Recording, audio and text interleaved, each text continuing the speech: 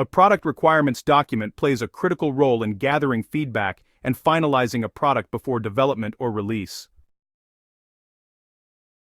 After initial ideas, goals, and requirements are documented, the product requirements document becomes the main artifact used to collect input from stakeholders such as product managers, designers, engineers, business leaders, and sometimes customers. This feedback phase ensures the product is aligned with real needs and expectations before moving forward.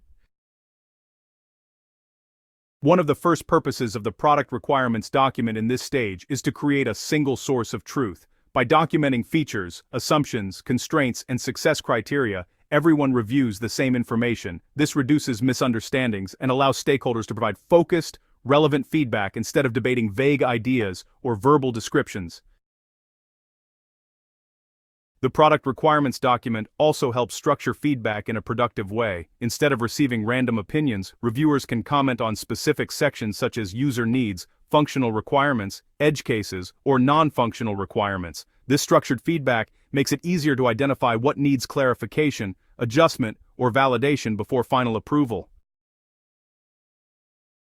Another key role of the product requirements document is to validate assumptions. Many early product decisions are actually based on hypotheses about users, technology, or business impact. During the feedback phase, stakeholders can challenge these assumptions, request evidence, or even suggest experiments. This really helps reduce risk by catching flawed assumptions early. The product requirements document also enables cross-functional alignment. Engineering teams can confirm technical feasibility, design teams can validate usability and experience, and business stakeholders can check alignment with strategy and budget. Gathering feedback from all functions ensures the product is realistic, buildable, and valuable. As feedback is collected, the product requirements document becomes a living document.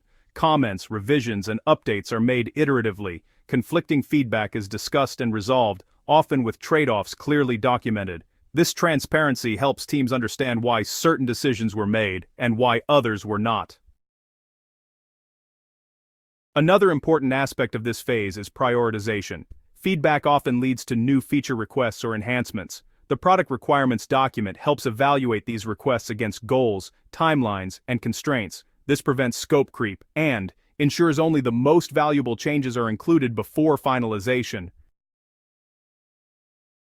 The product requirements document also helps identify gaps and missing details. Feedback may reveal unclear requirements, missing user scenarios, or even those undefined edge cases. By addressing these gaps before development, we can reduce rework, avoid delays, and prevent those costly changes later in the product lifecycle.